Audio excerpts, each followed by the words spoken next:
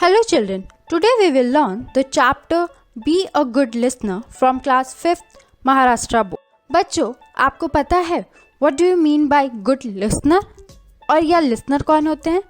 Listener means a person who listen, जो बहुत ध्यान से किसी की भी बातें सुनता हो.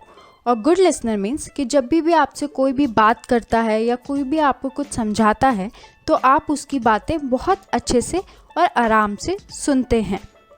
In this chapter, we will learn how a person can become a good listener. Let's start it. It is important to be a good listener when you are learning a language or when you are dealing with other people.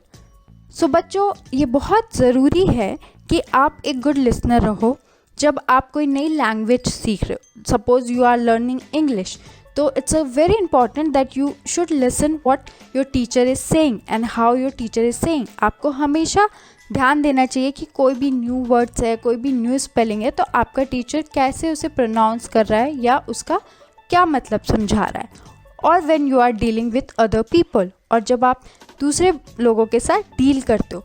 Dealing means होता है बच्चों the activity of buying और selling particular thing. But यहाँ पे dealing का मतलब ये भी हो सकता है कि जब आप दूसरों से बातें करते हो, दूसरों के साथ अपने थॉट्स शेयर करते हो. Are you a good listener? तो चैप्टर में ये पूछा गया है कि क्या आप एक अच्छे लिसनर हो. You can find it out with the help of the following questions. तो बच्चों, हमें नीचे कुछ क्वेश्चंस दिए हैं, उससे हमें पता चल सकता है कि that we are a good listener और नॉट. सो बच्चों, पहला क्वेश्चन है, when you are listening to someone, do you look at the person or do you turn your head away or toy with something else? तो वो ये पूछ रहे हैं कि आप क्या करते हो जब कोई आपसे बात कर रहा होता है या जब कोई कुछ कह रहा होता है, तो आप उस पर्सन की तरफ देखते हो या अपना सिर घुमा लेते हो या आप खिलौनों से या किसी और चीज़ से खेलना शुरू कर देते हो. सपोज़ जब क्लास में टीचर आपको कुछ भी पढ़ाता है तो आप क्या करते हो, टीचर की तरफ देखते हो, right, so that you understand that topic, that chapter easily. But अगर आप क्लास में इधर उधर देखोगे, टीचर की बात नहीं सुनोगे, तो आपको वो चैप्टर समझ में नहीं आएगा. Good listener look at the speaker. Speaker कौन होता है बच्चों? जो बोल रहा है. ठीक है, तो जैसे क्लास में स्पीकर आपकी टीचर हुई, या जो भी बच्चा टीचर के क्वेश्चन को आंसर कर रहा है वो स्पीकर हुआ. तो जब भी कोई कुछ बोलता है तो हमें उसकी तरफ देखना चाहिए, तो हम एक गुड लिसनर बन सकते हैं.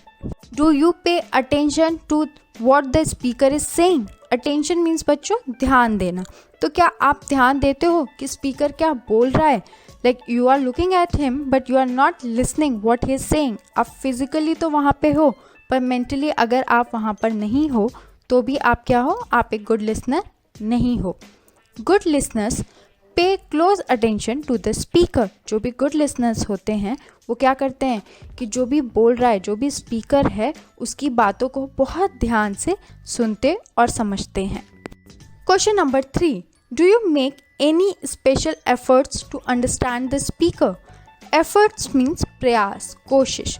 तो बच्चों, क्वेश्चन नंबर 3 आपसे ये पूछ रहा है कि क्या आप कोई स्पेशल एफर्ट्स करते हो, स्पेशल प्रयास करते हो कि स्पीकर की बात को समझने के लिए. Here are some of the things that will help you understand the speaker better. यहाँ पे उन्होंने कुछ 2 और 3 पॉइंट आपको दिए हैं जो आपको हेल्प करेंगे स्पीकर की बातों को अच्छे से समझने में. Let's see what are the things. If you hear some new or unfamiliar words, try to guess their meaning from the context. तो बच्चों, अगर आपको कोई भी स्पीकर है, सपोज़ आपका कोई भी लैंग्वेज टीचर है, इंग्लिश, हिंदी, अगर वो आपके सामने कोई भी न्यू वर्ड्स बोलते हैं या जो वर्ड आपने पहले नहीं सुने हैं, तो try to figure out the meaning of that word from the things they are explaining you और from the things they are telling you. Like अगर वो आपको कोई चैप्टर पढ़ा रहे हैं रेन से रिलेटेड और उसमें आपको कोई भी न्यू वर्ड्स मिलता है, तो आप कोशिश करिए उसका मीनिंग वेदर से होगा या रेन से रिलेटेड होगा. The point 2 is you can try to guess what the speaker will say next. और आप कोशिश भी कर सकते हो कि स्पीकर जो है अब नेक्स्ट क्या बोलेगा. तो इन दोनों चीज़ों से आपको हेल्प होगी. Try to keep listening even when you feel that you do not understand the speaker. आप तब भी कोशिश करो स्पीकर को सुनने की, भले आपको कुछ भी समझ में नहीं आ रहा है कि वो क्या बोल रहे हैं, क्यों बोल रहे हैं, बट आप कोशिश करो उनको सुनने की. और even when you disagree with the speaker, disagree मतलब आप उनकी किसी बात पे सहमत नहीं हो, आपको उनकी कोई बात अच्छी नहीं लग रही है, बट फिर भी आप कोशिश करो उनको सुनने की. Wait for the speaker to finish what he is saying. आप वेट करो कि जो भी सामने वाला है वो जब अपनी पूरी बात बोल लेगा तब आप कुछ बोलोगे. Then you can get your doubts clarified by asking polite question. Polite means विनम्र, फिर क्लैरिफाइड मीन्स जो भी आपके डाउट्स हैं उनको क्लियर करना.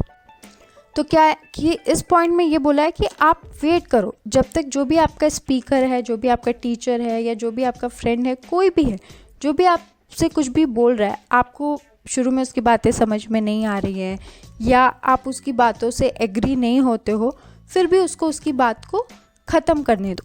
जब वो अपनी बात पूरी ख़त्म कर ले फिर उसके बाद आप उससे क्वेश्चंस पूछो और आपके जो भी डाउट्स हैं वो क्लियर करो. Do not feel shy or afraid to ask questions if you do not understand what is being said. Shy means संकोच, afraid मतलब डरना. तो बच्चों कभी भी आप संकोच मत करो और डरो मत कोई भी क्वेश्चन पूछने से. अगर किसी ने आपसे कुछ भी बोला है या कोई भी कुछ बोल रहा है और आपको अगर समझ में नहीं आ रहा है तो आप डरो मत, आप तुरंत उससे क्वेश्चन पूछो, पर पहले उस पर्सन की बात ख़त्म होने के बाद. Put your question to the speaker politely. आप विनम्र तरीके से, politely means विनम्र तरीके से जो भी स्पीकर है उसके सामने अपना क्वेश्चन रखो और अपने डाउट क्लियर करो. सेम इन द क्लास, अगर क्लास में भी आपको कोई चीज़ समझ में नहीं आ रही है तो जब टीचर अपना पॉइंट, अपना चैप्टर एंड कर दे उसके बाद just raise your hand, ask the teacher about your doubts. Sometimes it helps to note down important words or points even as you listen. तो कभी कभी what you can do, you can write it down the words. अगर आपको कोई new words पता चला है, कोई नई बात पता चली है तो उसको भी आप क्या कर सकते हो, एक नोटबुक में राइट इट डाउन करो. That will also help you to become a good listener. Lastly, it also helps to keep thinking about what you heard. Heard means सुनना. तो अगर आपने जो भी सुना है अगर आप उसके बारे में सोचते रहोगे तो you may grasp the meaning of a difficult word or phrase later on. Grasp means समझना, phrases means कहावतें, मुहावरे.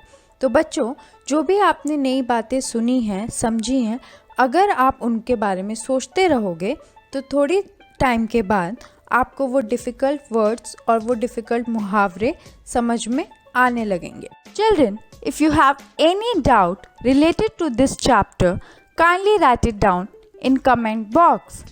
And also, kindly subscribe, share and like this channel. Thank you.